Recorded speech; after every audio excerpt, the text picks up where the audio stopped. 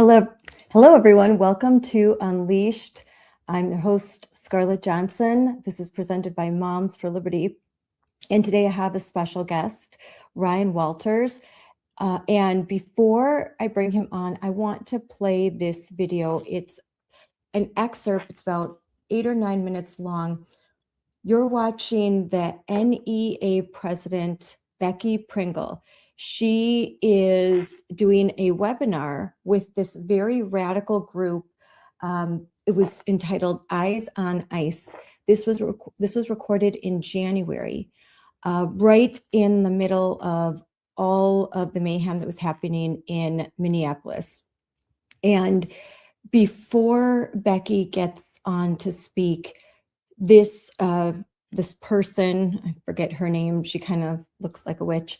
She is talking to a bunch of different organizers and some Democrats in Congress and in the Senate. And their whole goal is disruption of the Trump administration. And right before Becky Pringle, right before this interview, this person announces a detailed plan to basically overthrow the Trump administration, and even expresses a lot of discontent with current Democrats because these are socialist Democrats. These are radical Marxists. They have a plan for revolution, and their goal is a complete upheaval of the United States of America and basically to tear down our Constitution by the year 2033, I believe, or 32. So in that context, let's listen. Again, this is the president of the NEA, the largest public sector union in the United States, and it has a federal charter. So let's listen. Students, if you know students, recruit them. I'm honored to now introduce President Becky Pringle, president of the National Education Association. Look, there's no way that we're going to be able to stop fascism without organized labor. And Becky is the president of our country's largest labor union. Becky and NEA have been deep in partnership with Sunrise and many other organizations, building student and worker organizing power to make this May Day a huge moment in our fight against the billionaire class, against fascism, and for the world that we deserve. I am honored to pass it to you. Oh my goodness. Thank you, Aru. Aren't our students incredible? Aren't they incredible? They make me proud to say I taught for 31 years, our middle level students in 8th grade. And we know that our young people have always been and always will be at the center of every movement. And I'm so proud of them, just so proud of them.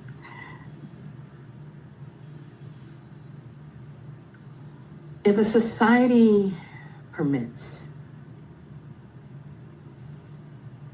one portion of its citizenry to be menaced or to be destroyed,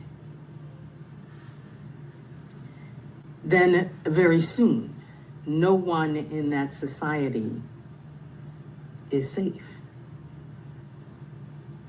Those words by W.E.B. Du Bois remind me that during these dark times when federal agents can snuff out innocent lives on the streets of Minneapolis and claim self-defense, even as multiple videos stand in stark rebuke, when outrageous and illegal and deadly immoral ICE detentions cause the disappearing of children, including 5-year-old Liam Ramos.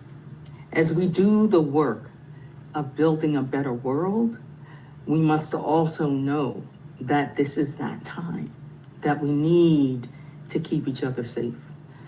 So on behalf of the education professionals who belong to the NEA, the National Education Association, thank you, Sunrise, for standing on the front lines in Minneapolis and in so many cities across our nation demanding justice in all forms.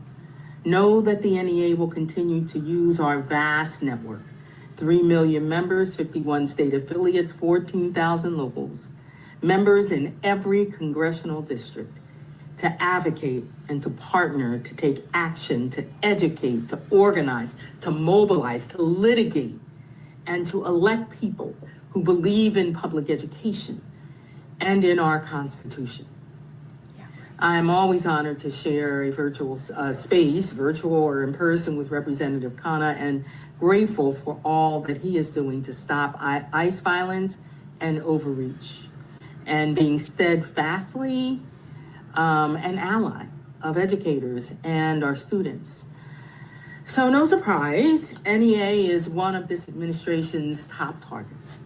Dictators always come for educators because we teach the children how to think for themselves, how to question and analyze, to solve wicked problems, and to create community, to appreciate the world's diversity, and to dream and to fight and to make this world a better place.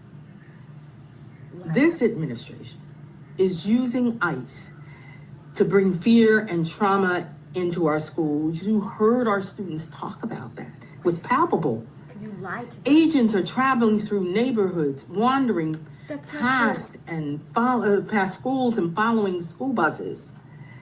They've even assaulted and detained educators and students on school grounds. Educators are seeing this damage every day. Empty seats and a rising need for counseling and mental health supports. In Minneapolis, where families and children are afraid to leave their houses to go to work or take students to the school bus stop, educators are delivering much needed supplies. And across the country, educators are organizing and standing in solidarity with parents to make sure our students have what they need. That sort of collective action is what is required of us now, right now. As we bear witness to the unimaginable, our government's actively engaging in warfare against the American people.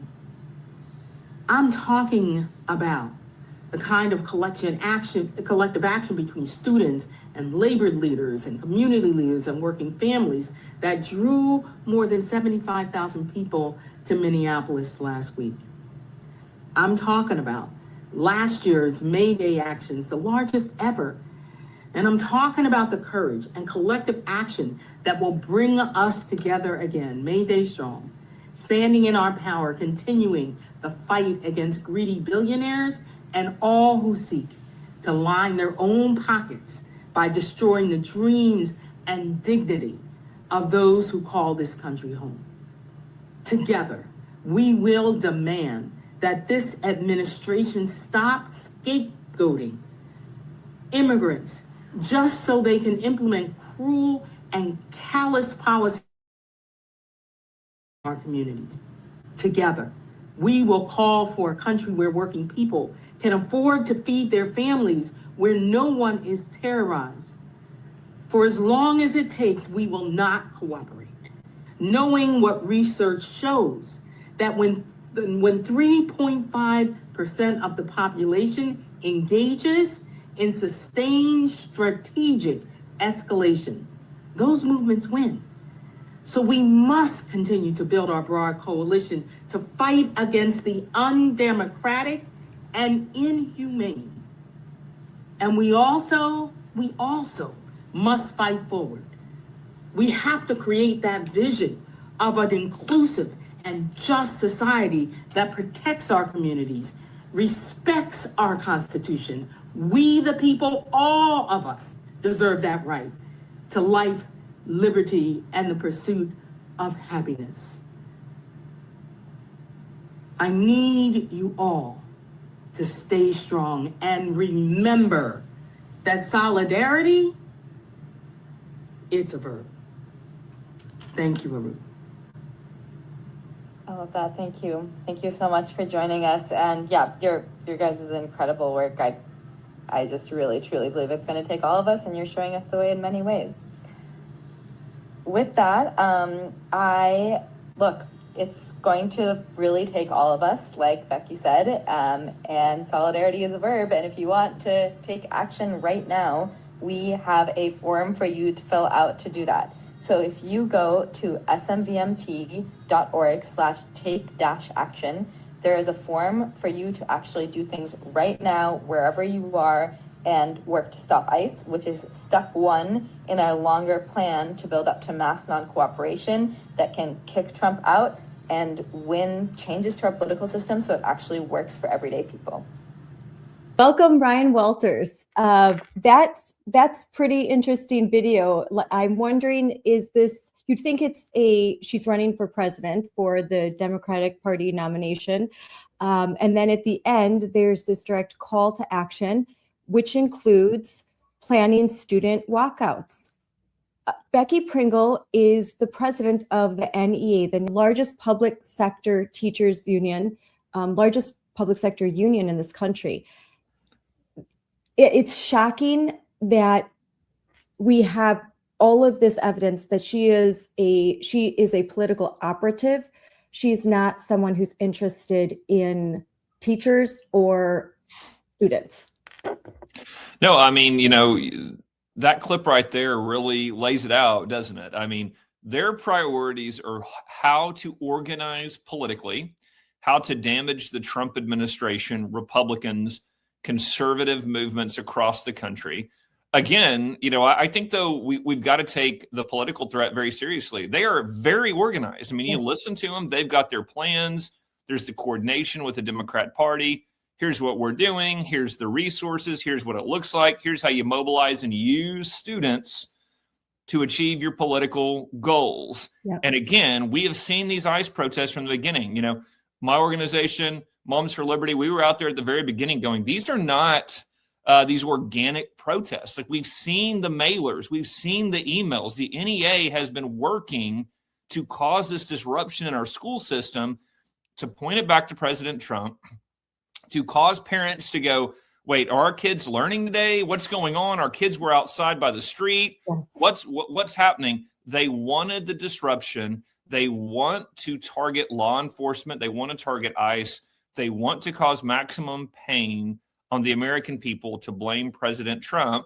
And again, the biggest victims of all this are the kids that now, I mean, we're here at the end of March. Hey, they should be wrapping up the school year. This should be the end of, hey, where are we? Or did we meet all of our benchmarks? How, have we met the reading level that we should be at the end of the year? But instead, the schools have been turned into a political rally for the Democrat Party. Yes. And we should note that your prior experience, a lot about this because of your prior role as state superintendent. And so exactly what they should be doing right now, what they should be analyzing, what they've done in the prior year, making sure that kids have met these benchmarks, like you said, and planning ahead for the next year. And instead, there's just this insane political focus. And you can see from Becky Pringle herself that the goal of her organization and her work is very political. It's to take down the Trump administration and to build this world, this inclusive society, this utopia. Never once do you hear her talk about educating children. I just don't hear it. Every time I'm listening to her on a webinar or she's giving a speech in front of the NEA crowd, it's very political. It sort of feels like you're at either some kind of political function or a church revival. And it's so inappropriate. It's so inappropriate. And it is, it's like the Twilight Zone for me, because, in my role right now, I'm working with over 12,000 teachers from across the country. Their questions are all around, how do we make, what do we do for kids that are behind at this point in reading? What's the best professional development that we should be getting? What training should we be going to over the summer? I'm looking for this resource. I've got kids struggling here. These are our conversations. And then you look over at what the teachers union's talking about. And again, it's the Twilight Zone. It is, hey, how do we engage all of our members to cause this political damage to the Trump administration? How do we mobilize? And again, the timing, I want to say two things on the timing. First of all, obviously, this is about the November elections. Obviously, for them, that's all where what they're putting money into, resources, and their membership mobilization is about the November elections. But I want to, I'll make it quick. But here in Oklahoma, we had a great example of how bad it is when they do these things, especially at the end of the school year. We had a big teacher strike several years ago. The teachers union originally was going to wait till May to do it because they said, if we do it earlier than May, kids are getting ready for state testing. We're kind of hitting all of our end of the year benchmarks. This is kind of the period of, if they haven't gotten caught up yet, really trying to boost that learning, really trying to hit these goals. And because then there's going to be decisions made on, do some kids need some summer school help? Do they need to enroll in tutoring programs?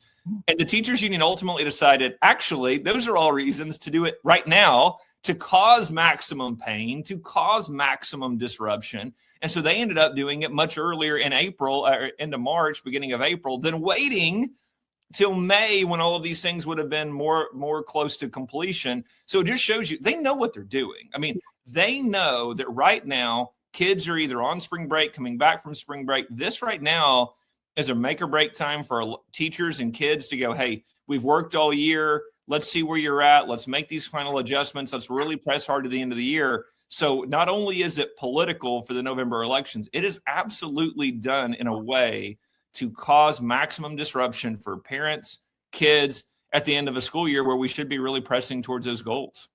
Yes, about this, kids are taking their SATs, their ACTs, they're preparing for graduation, making final decisions about college. A lot of things are going on for high school kids. If your kids are in elementary school and about to go to middle school, there's a lot of work being done, middle school to high school. I know right now I am a parent that's dealing with this, and you're trying to meet with teachers and figure out how prepared is my child to go from middle school to high school, from elementary school to middle school. And so causing maximum pain is definitely something that they want to do, especially considering that this is the midpoint of this training. Before Becky Pringle is on, there are several activists who the topic is how to cause maximum pain and how to disrupt the ICE agents in their hotel rooms, how to make people angry enough that they're going to call the Hampton Inn that they're staying at and say, you need to kick ICE out because I can't get any sleep. That was one of their tactics. It was up all night, keep people up all night, to go to private restaurants and disrupt people eating so that they're uncomfortable. They don't want to be there. Their whole mission is to disrupt and make people uncomfortable. Look at what's happening with TSA. The mission is disrupt so that they can get their way, make people upset, angry, irritated, so that just make it stop. And that's just awful on many levels, but particularly when we're talking about our kids, and this is a teachers union.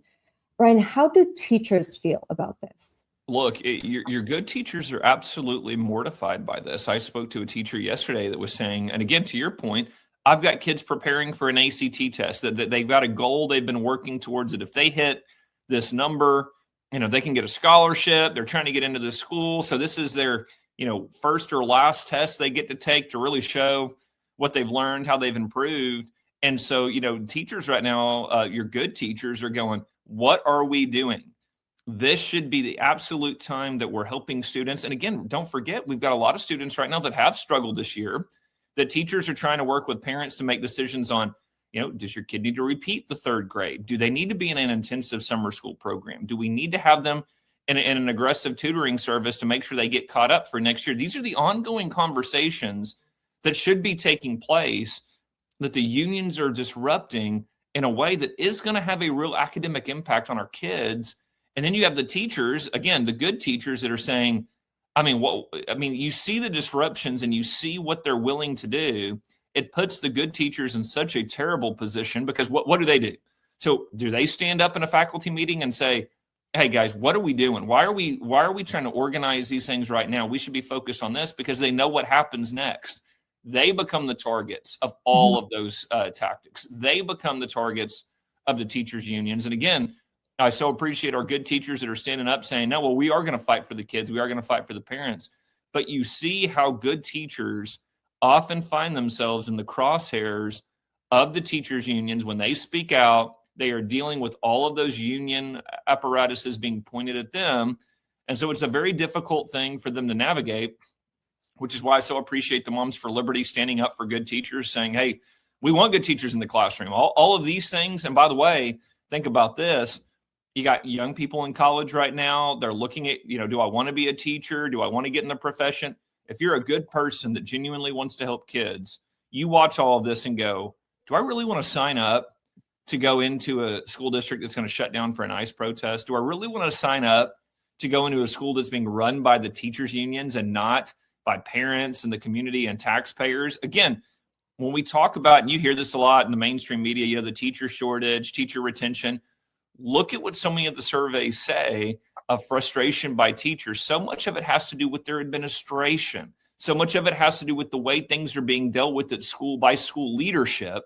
And so much of that is basically a union, for lack of a better word, between the administrators and the teachers unions that come to agreements and say, this is how we're doing things.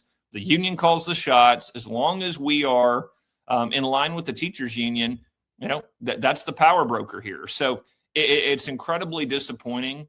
And this is what we've got to continue to give teachers options like the Teacher Freedom Alliance, connect them with folks like the Moms for Liberty that's going to have their back as they go out and fight for students, and they fight for what's academically and what's just right. I mean, this, it's so funny. This shouldn't be a left or right issue, you would think. Yeah. You would think we'd be able to say, guys, hey, look, if you want to protest or you want to, or you're upset or that's fine. Just, don't use kids. Don't do it during the school day. Don't use school taxpayer resources to do these things. Again, go do that. We can agree, disagree. We can have those discussions and arguments. That's fine. Don't use taxpayer resources. Don't use kids that are there to try to learn to better their lives. And again, you are shirking your responsibility as an educator to do those things. So I think it's a very common sense ask. And again, we've got thousands of teachers all over the country that say, yes, 1,000%, that's what we want to do. But this makes it incredibly difficult for them to do their jobs. And the NEA has something unique. They have a federal charter. Oh. These federal charters aren't meant for partisan activism. They're meant to serve public good. That public good is education. What are some solutions? I think that they should not have this federal charter, considering that they engage in direct political activism. They are picking a side. They are clearly not supporting President Trump, and 50% or more of this country, they don't support the parents and families that voted for Trump, and they make that really clear. So what are parents supposed to do when they send their kids to public school, knowing that the largest public sector union, this teachers union, is training and encouraging educators in the public school system to view them as the enemy? No, you make a really great point there. Yeah, there's no reason for them to have a federal charter. They are a political organization. And that's the thing that we've got to be able to make sure that folks are crystal clear on. And so parents watching right now, let other parents know, listen, the teachers union, the reason why they have a federal charter is because Democrats gave that to them, because Democrats understand this is a huge part of our political strategy here to prop up the unions, to use the unions, again, to navigate this back and forth. So it's absolutely a sweetheart deal to take care of an apparatus of the Democrat Party. And for parents, listen, I would be crystal clear going into a school. Are you in the teachers unions? Ask the teachers, why are you in this union? Are you following the directions of Becky Pringle? Do you agree with these statements? Because I'm here just because I want my kid to have an education. Mm-hmm. Again, your political leanings, if it never engages in the classroom, if you're not taking directions from them, that's fine. But in the classroom, you see they are actually using the classroom time, the students, the resources meant to educate our kids for political purposes, that has to stop. And again, no matter if you're left, right, center, wherever you are, that's a very straightforward ask. Okay, when my kid comes into a math class, let's talk math. Okay, when you're working with my kids, let's talk about whatever the subject matter is. And again, if you're part of an organization that is telling you to do these things during the school day, I mean, do you openly disavow that? You agree to not do those things? Because again, that's the tricky part here is the union has millions of members. They are attending these trainings. They are hearing these things. And I will say this, there are a lot of those union members that go, I'm not doing any of that garbage. I'm here because I'm scared of what happens if I leave. And that's what we try to get in with those teachers. And so parents, I appreciate sharing any of the resources about the Teacher Freedom Alliance to say, but you don't have to. There are organizations out there that say, hey, liability insurance can be covered. You can get your professional development credits. You can attend trainings and have a larger cohort of teachers that you can work with to help develop your craft. But going to the teachers union, you are paying into this, regardless of whether you follow their marching orders or not. You are funding these efforts with your paycheck. And so I think it's just so important, even for the teachers in the teachers union that go, look, I'm never going to do any of those things, but I'm scared to leave. I don't know what the repercussions are. Those are the folks that we want to go, we'll help you through that. We'll help you navigate those things. But you are funding this apparatus that is so detrimental to our education system. And this is what we've seen. We saw it here in Oklahoma, see it in Texas, see it in states like Florida, Tennessee. You institute incredible education reforms. The union undermines them every step of the way. They try to fight them policy-wise, but then when they're passed, they try to stop the implementation. I mean, we had teachers unions holding up districts. We gave merit pay for teachers up to 6 figures. If you were a high-performing teacher, we literally had the teachers unions stopping districts from entering into the program for 3 years. I mean, they were literally holding the districts hostage going, you can't agree to do merit pay. And we're going, we've allocated the funds. We're ready to go. We want you to make more money if you're doing a great job. But that just shows you they fight the policy, then they fight the implementation of the policy. So even in states that we're seeing great reforms take place, you see the unions constantly fighting the implementation of those programs. That was in Florida as well. But there's good news out of Florida. I know you posted about it extensively on your social media. So would you like to share? There's really good news that's just come out of Florida. Incredible news. So the Freedom Foundation did an incredible job of coming in and saying, listen, hey, here's a common sense thought on Florida. If you guys want to be the union recognized by the district, you actually have to have the majority of teachers represented by the union show up for a vote. Just some simple civics concepts there of, if you claim to represent the teachers, you actually have to show us that you represent the teachers. Because what you see oftentimes is, even in districts where most teachers aren't in the union is collectively bargaining for all of them. Mm-hmm. They are the group representing them. So they can come in and they can be a very small percentage of teachers and run the district through this overall national apparatus they have. And so what Florida said is basically put up or shut up. Show us that you actually have the membership of the majority of teachers, actually show up, actually hold votes that are meaningful, show us that that's what the teachers want. And it just shows you, look at the union's reaction.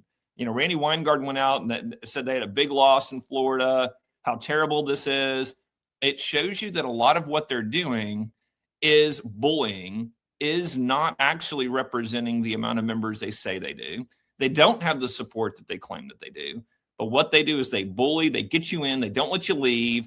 So now they have this huge apparatus that you've got to go up against. So Florida did an incredible job, common sense legislation. Teachers unions, you're actually going to have to follow some basic civic concepts before you enter into any of these agreements. And the union's telling you all you need to know. They're mortified by it because this is going to crush them. I thought they loved democracy.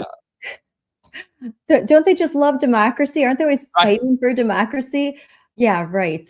Give me a break. They thwart the Constitution. They thumb their nose at the Supreme Court, at President Trump executive orders, the Department of Education, the Department of Justice, the Office of Civil Rights.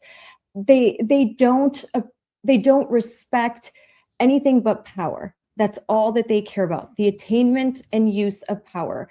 And because they are so closely aligned with the Democrat Party, that they are one and the same. I mean, there's no blur line of separation. And it's just shocking that there are still those who see these teachers unions as some sort of public good. They are not. They are not. They are political apparatus. And teachers need more than that. They are a lot of money is going into these unions, and it's not reaching the teachers, it's not reaching the students, it's not reaching the schools. It's just lining the pockets of power brokers. Well, and let me ask you, I mean, you did a great job playing the video earlier. So what's the difference between that and attending a meeting of the Democrat Party? I mean, it is the same thing. I mean, if you didn't tell us who was talking and who that was, I would just assume that was the statewide Democrat Party hosting a meeting and all of their, president and vice president telling you what they're doing. I mean, that is how politicized what the Democrats are doing is with the teachers unions. I mean, really, when you look at what they say, when you look at the emails, when you look at what they're pushing out to their members, it's the Democrat Party. And that's what we try to tell people is if more people and taxpayers recognize that, they would be appalled. And everyone that does see these things, I mean, instantly their reaction is, wait. That is not an organization of educators that are trying to figure out how to boost reading scores, math scores, make sure teachers are getting the trainings they need. That is not at all what we see from the teachers union. It is constant left-wing activism. And again, I can't tell you how crazy it is. I see these clips, then go into a meeting with our teachers, and it is night and day. I mean, it is absolutely night and day difference. I mean, again, the emails, the conversations that we have as we go around the country, training educators, I mean, it is constant. Hey, we want to be better at classroom management. How do we better engage with parents? How do we make sure that parents are in the loop of everything we're doing? We see this new curriculum coming down the pike. Is that actually good? Is it meaningful? Does it actually grow a kid's academic performance? Are we measuring academic performance the right way? I mean, those are the questions that we feel that is what our educators are hungry for, that they're wanting to see to improve their craft because they understand the large responsibility that they have, which is, I've got this precious child here in front of me. God gave them to their parents. Their parents are excited. They want to see their kids grow into their God-given talents. I've got them for a limited amount of time. So how do I make sure that I'm making the most use of that time? And then you go over and watch these teachers union videos. And it's just wild to see the difference between how they operate and what your good educators are actually asking for, what they want to see in the classroom, what they want to see as assistants. Again, it is solely a political operation over there, and it's the exact opposite of what we need to be seeing in our schools. I compare that clip of Becky Pringle with the Moms for Liberty CEO, my friend Tina Descovich, who is in DC right now she is part of Melania Trump's council on AI and education. And she is constantly having conversations, trying to work with anyone, left, right, Republican, Democrat, focused on how can we best serve families, students, and teachers as well. And I compare that she just recently gave a speech and she was talking about something that we care about, AI and education. How is this going to look? How are we going to protect children? How can we work with teachers? How can we build partnerships? Hey, we've worked for several months building a toolkit, policies. How can I help? How can I be of service? A servant's heart. And then you compare that to Becky Pringle, who is all about, let's get rid of, these are the bad people if you voted for Trump, and we're going to create this new society, and just join us in this political protest. It's so political.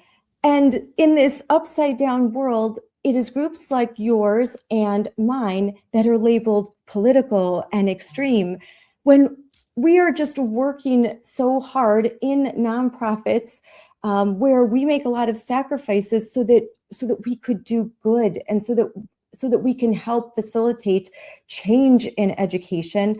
And then the mainstream media still makes Becky Pringle and these union bosses and the nonprofits and NGOs that support them seem like they're doing the Lord's work, and it's just not true.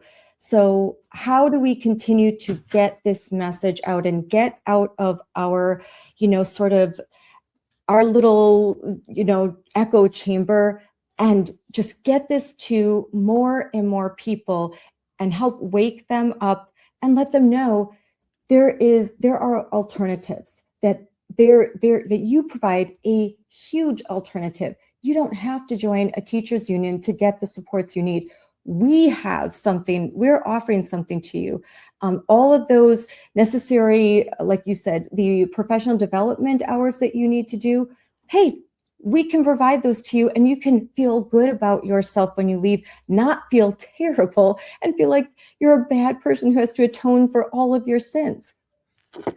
And that's such a great point. I mean, it's so funny, every time I talk to Tina, whether it's privately or she's out giving a speech, we see each other on a panel or whatever else.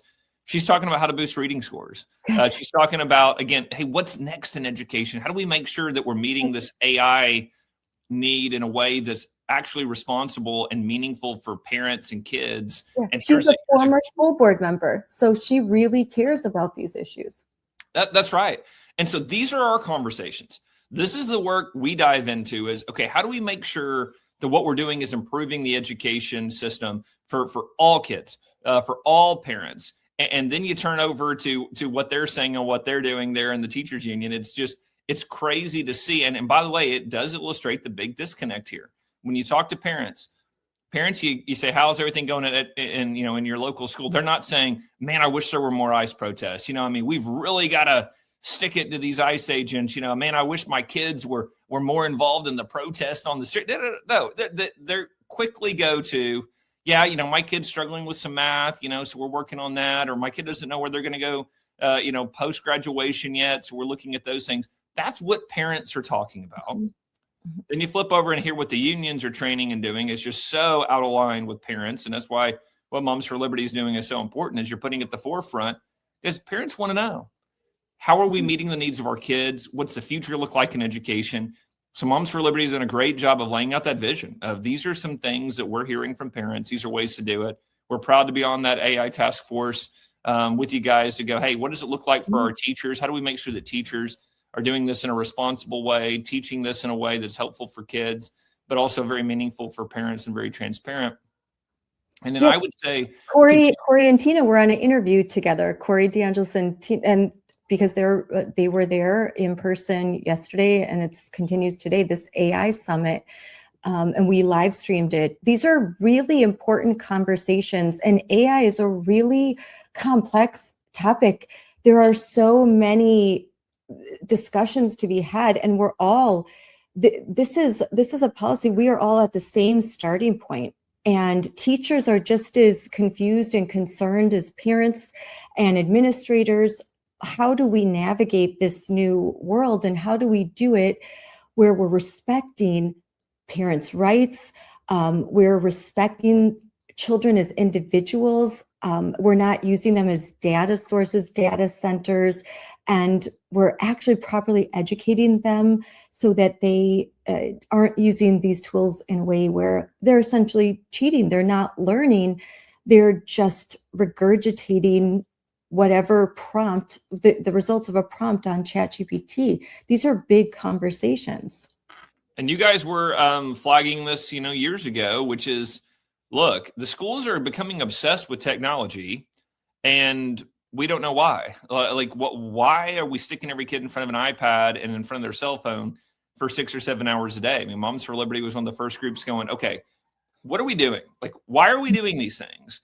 And so you see from parents a lot of concern around technology in the classroom, a lot of concerns around AI. So look, there's responsible ways to use technology. There's responsible ways to utilize AI.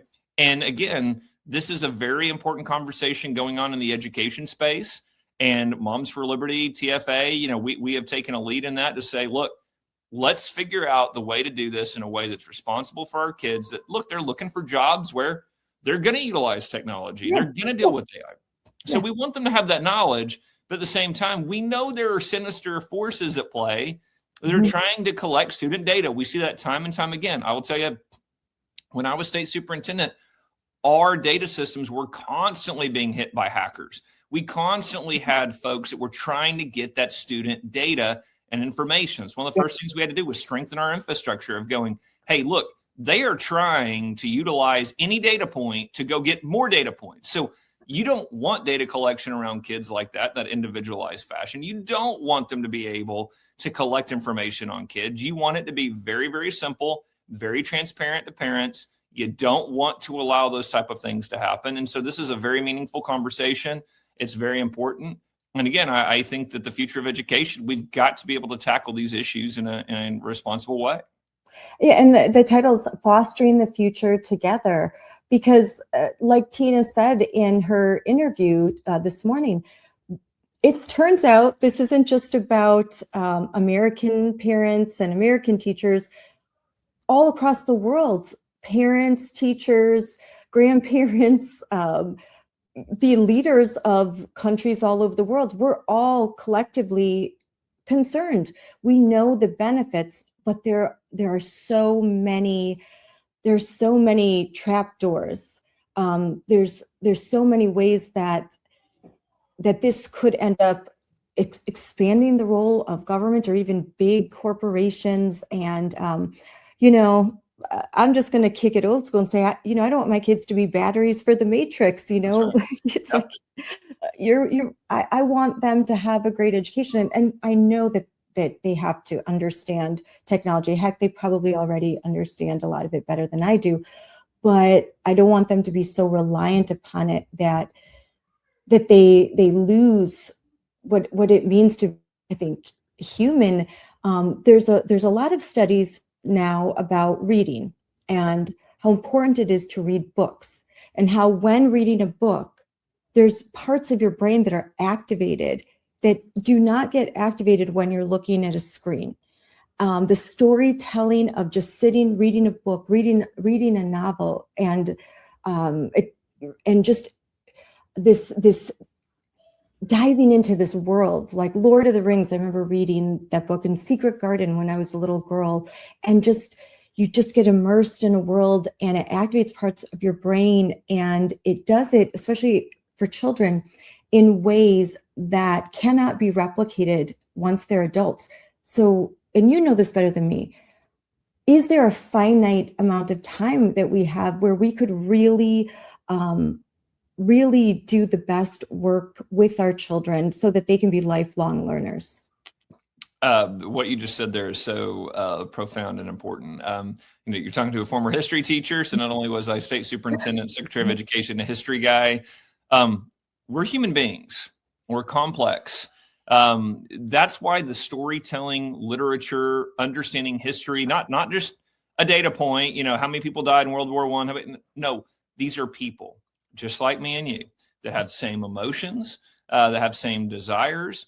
And so you learn from them. The only way you learn from them is taking a deep dive into human nature, into understanding different types of people. People think differently, but we all have a similar human experience, and we have emotions, we have desires. God created us all in his own image. There's understanding that comes from studying individuals that came before us, whether it's through history, whether it's through novels that have been written in a profound way. That's why we love classical learning. I think it's fantastic to say early on, get kids reading complete books, get them understanding that the world, human nature, the way that different people are, it helps them understand themselves, helps them navigate complex issues, and causes them to be critical thinkers. Think about it. Why did they do the things that they did? What if they would have done something different? Let's analyze them. Let's try to figure out why these characters are acting the way that they did. You do that early on in a child's experience. I think I've talked to you about it before. There's a great poem by Rudyard Kipling called The Gods of the Copybook Headings, where they say, one of my favorites. Yeah, well, they said, look, we used to teach it this way, and then we would go on to more difficult concepts. But if you don't have a baseline of understanding of some of these classic works, an understanding of kind of where our civilization came from, you can't just jump into this stuff. And so, yes, I think it's very crucial. You get kids reading, you get kids, first of all, understanding how to read, then reading complete books, And then as they go on in their experience, of course, they keep reading, but that's when the deeper understanding comes in, because now they've done some analyzing, they've done some critical thinking, they've done some reflection upon these in-depth, complex stories in our history that allow them to really learn and become great citizens, not only prepared for a job, but just great citizens, more rounded people that understand the world around them. And one thing early on when I started this work, I just didn't understand why the reading lists and the books that were being provided to my children particularly after COVID. It wasn't great beforehand, but after COVID, it took a really dark turn. A lot of the material were very dark, a lot of graphic novels. Yep. So even if I didn't like the pornographic nature and the themes of, transgender and all, and frankly, what I would say racist, because they were portraying that if you're white, you are an oppressor, and if you have brown skin like me, I'm oppressed. I'm born oppressed, and America is, a bad idea and it's evil. All of that stuff. Take all of that out. These books, the themes were just dark. The graphic novels. Why would a sophomore be reading a graphic novel that has very little educational content? It's mostly pictures. Why would my sophomore read a picture book? My son, my daughter, perfectly capable of reading a novel. And I just wondered why are they doing this? And then you see Becky Pringle, and that I think there's intentionality behind it, that they don't want to raise good American citizens that love their country. They want to raise radicals that will, at their beck and call, will just go out and disrupt, protest, and they will wreak havoc on society. That's what they want. So that's really disturbing to me. And it's so sinister. I mean, because to your point, what's really sad about it too is, of course, they are pushing a radical left-wing agenda onto our kids. And what I try to tell people is, guys, curriculum discussions are already incredibly important, incredibly complex. Again, think about how many great works of literature there are out there. You already have to make decisions on which ones you really dive into in the classroom, and you're leaving a lot of great ones out. I used to have students all the time like, I would love to read this one too. And I go, and you should.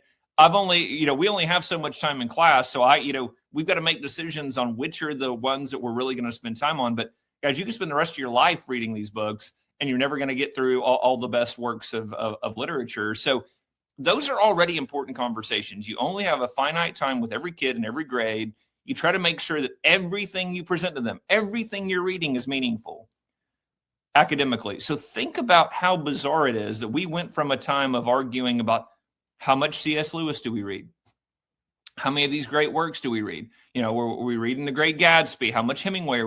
We go from a point in time where we're talking about those type of works in a U.S. literature class to how much genderqueer are we going to read? How many graphic novels are we? And I'm going, this is the most bizarre conversation to have academically. We should be talking about what's the great literature here? How much time are we spending with The Grapes of Wrath? How much are we reading of this author, so that kids understand an American experience? And I haven't even mentioned Western civilization. You go back to how much of that you should read. And again, you see how quickly that becomes a daunting task of how much of these great works, how much Thomas Aquinas, how much you read of these things, and to see how far the left has pulled that conversation into graphic novels, genderqueer, flamer. It's such a bizarro world that they live in that they think that should be included in academic literature and not have a discussion over how do we include as many of the great works of literature, great narratives that we can. As a parent, I would be opposed to graphic novels like the George Washington, the Hero. While Genderqueer is a horrible book, it's the content, the themes of it are bad. The content is inappropriate for high school because it's bad. It's not good. I don't want my kids to read, very patriotic graphic novels in the classroom either. That can be for fun, that can be like a little like, oh, I've finished reading and doing my actual work. Now I can, pull up a comic book. I want them to read actual great works of literature. And when I was in school, we read All Quiet on the Western Front, The Jungle. These were critiques of American capitalism, of American society, the struggle of immigrants that came to this country. It's not like I went through high school and I had no idea that the Civil War took place and who were the good guys, who were the bad guys. It was very clear to me. It's just that we were taught it in such a way that you could appreciate the American experience and the American experiment while also understanding that there were many flaws and many injustices, but let's celebrate how those injustices were rectified and celebrate the heroes of the civil rights movement. But what's happening now, they're not now. The heroes of the civil rights movement, in my opinion, are Jennifer Say, they are Riley Gaines, they are the women fighting for our protection of our spaces. They are the Ellas in Wisconsin, 16-year-old girls going before adults, standing, shaking as they read a speech, saying, please don't let boys in my bathroom. Those are now some of the civil rights heroes in America. That's right. And it was funny, I was at the movie theater with my kids the other day and heard some kids discussing the Odyssey trailer played, Mm-hmm. and kids were going, did you know that was a book? And they were having a discussion of, wait, that's a book? You know what? Well, yeah. And I'm going, all right, well, at least one of them had come across it in their education experience, but the rest of them had no idea. And it just shows you, again, as we've had these, we're fighting to get pornography and this graphic nonsense out of our schools. We've got to win that battle. And then we've got another battle on our hands, which is, are we actually producing well-rounded citizens that understand some of these great works, I was impressed that my kids connected the dots between Lion King and some earlier Shakespeare as well, understanding the connections there, but there are these age-old stories that have stood the test of time, that have really had a tremendous impact on our society, on our civilization. And again, wouldn't it be great if we can get this left-wing nonsense out of schools, and our conversation is around how much Homer are our kids reading in school? How much are we discussing some of these great works that impacted American society? Are they reading Adam Smith when they're talking about early American economics and things like that? That would be a great conversation that we should be having in a robust way. But the left has so hijacked this that we're going, okay, well, first of all, don't put pornography in front of my kids. First of all, don't put graphic novels in front of my kids in school. And now we are hopefully moving the needle more towards, let's talk about getting great literature in school. Let's talk about creating lifelong learners. Let's talk about getting kids where they're excited about reading, they understand the knowledge that come from it. And again, I appreciate your work. And thanks for having me on. I think it's just a great conversation that we're able to say, listen, we have visions for what education can be, because we talk to parents, because you are a parent. Your organization has got parents all over the country that are demanding a better education system. And there is a great vision for what that can be. And I know you have to go, you are headed off to, are you going to CPAC? Headed to CPAC. Excited about that. Great. Before you go though, can you share a big event that is happening this summer, your summit, where I'm sure you're going to be in depth covering these topics like AI, reading, everything that we've discussed today. So why don't you share more details about this upcoming summit? Absolutely. Thank you for that. And I would ask everybody, go to teacherfreedom.com. We've got information about, we're doing our big Teacher Freedom Summit down in Dallas, July 14th through 16th. Again, it'll be a great event. We will have trainings for teachers, parents, taxpayers, school board members. We're going to be talking about all these topics. We're locking in speakers now. And so it's going to be very, very exciting. But yeah, we're going to tackle, what does good reading programs look like in school? Classroom management. How can you tell that a school culture is being effective? How do we engage with parents? Parents, what questions are there to ask of your teacher? What does teaching American history from primary sources look like? How can we gauge that our kids are understanding American history? All of these type of conversations is going to be wonderful. Talking about the issues the unions have brought to our schools, how you deal with that, how you fight back against that. It's going to be a wonderful conference. We would love for everybody to attend. And again, it's for teachers, parents, taxpayers, school board members, everybody alike. Would love to have you there. We'll have several hundred educators. I'm going to be there. I'll be there. I know. I'm about to say it. I know that you'll be there. With my camera and my equipment and everything. So maybe we could do an interview in person. That would be awesome. Absolutely. Absolutely. Will be a great time. Love that you'll be there. And again, we invite everybody to come to the summit. It'll be a great time. Yes, I'm trying to get some teachers I know, some former teachers. So I will put the link in the comments. Please I share this with teachers that you know. Tell them that there is an alternative, and especially the teacher that kind of feels trapped, that's counting down the years until they can hit retirement. I think if they could meet with like-minded teachers, and this will just blow them away, and they might have like a renewed excitement for their profession, knowing that they are not alone. That's right. I mean, the coalition that's built there, the cohort of other great teachers, the conversations are absolutely incredible when you get these great educators in person with parents, school board members. It's going to be a really great time. And again, a lot of great conversations, a lot of great vision casting, a lot of great strategizing that'll be going on there. So it'll be awesome. So I really appreciate you putting that link out there. There. Thank you. Thank you so much for coming on. Have a ton of fun at CPAC. I'll be watching. I'll be on vacation with my family, the beaches of Florida, but I'll watch you. You'll watch from the beach. Watch from the beach. Yes, I'll be watching from the beach. CPAC is always during my kids' spring break. So someday I'll get there. All right. Thank you, Ryan. Thank you. Bye. That was a great conversation with our friend, Ryan Walters.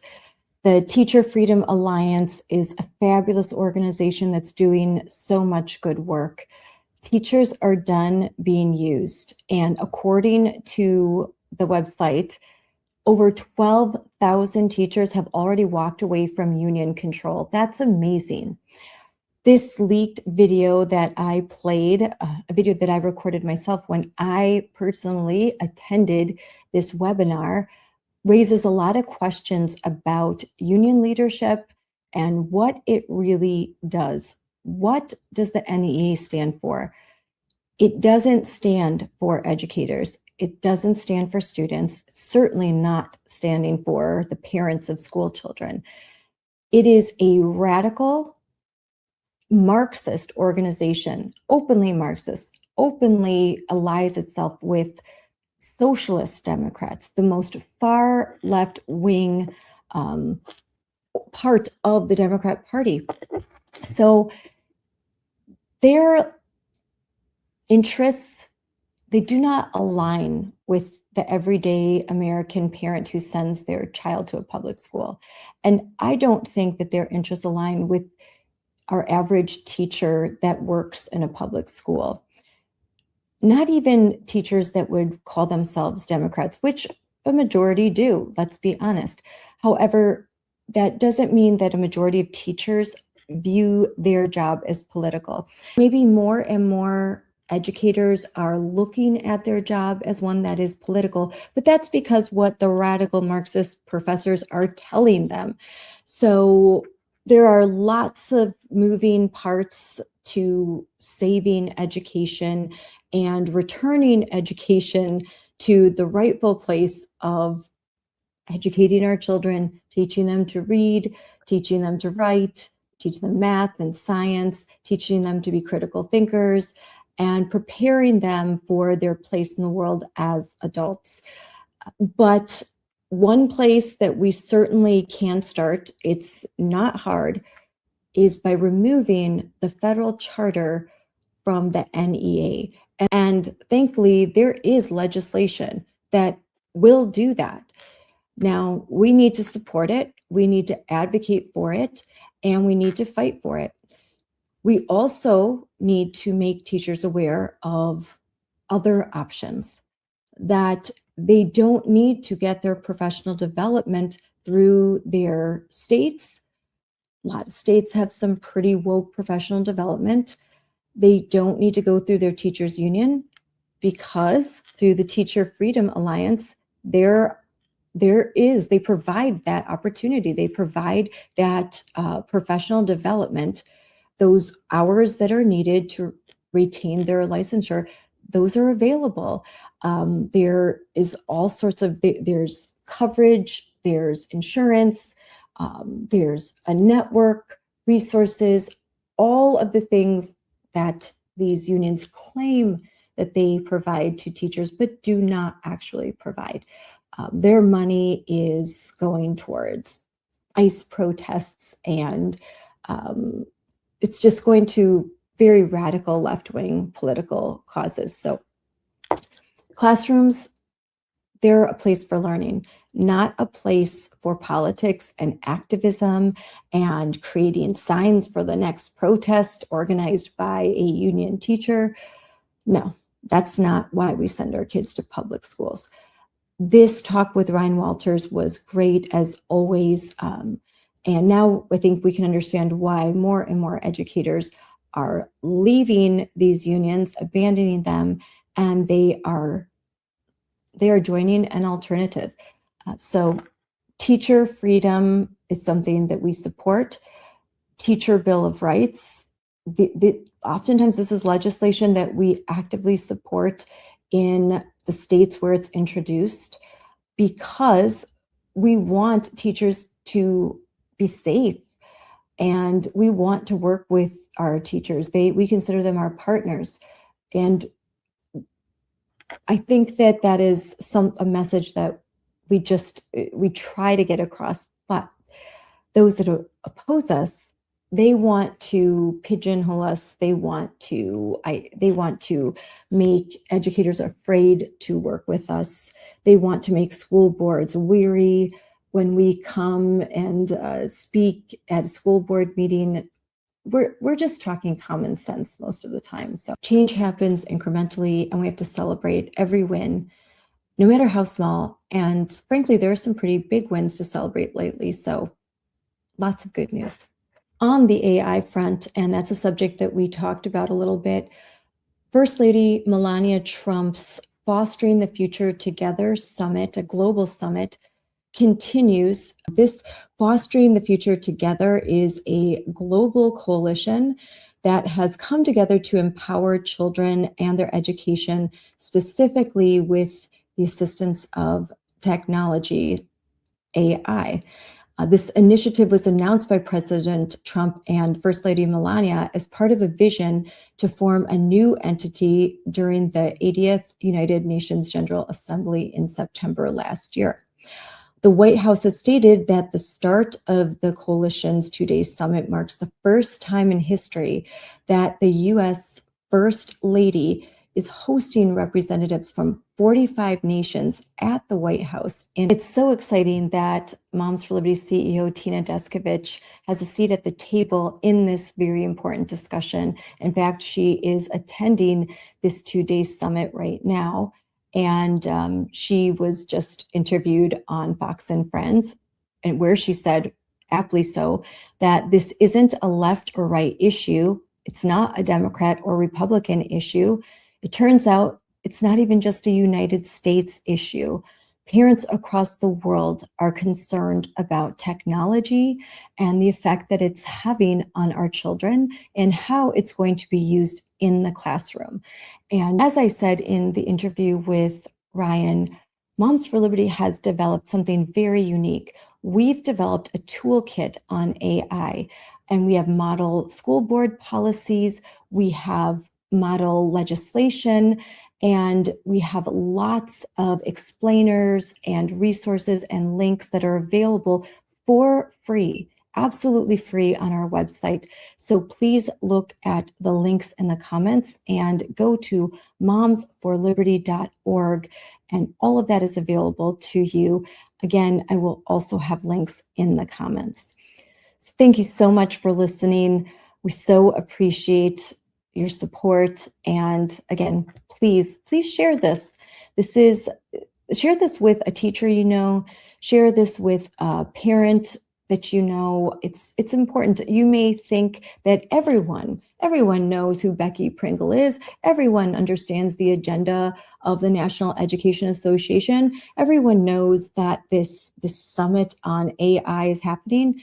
No, you'd be surprised how few people are as have their thumb on the pulse of society like you. So please share, and I look forward to talking to you again really soon. Thanks. Parents, you must always hold the keys to the AI toolbox. AI is already in classrooms across the country.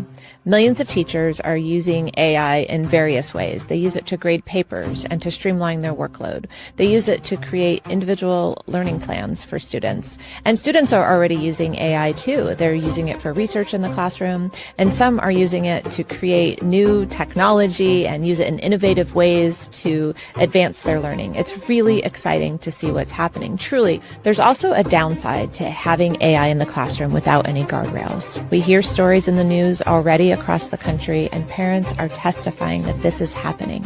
Parents who say character AI is also pushing dangerous content to kids, and at times acting like a digital predator.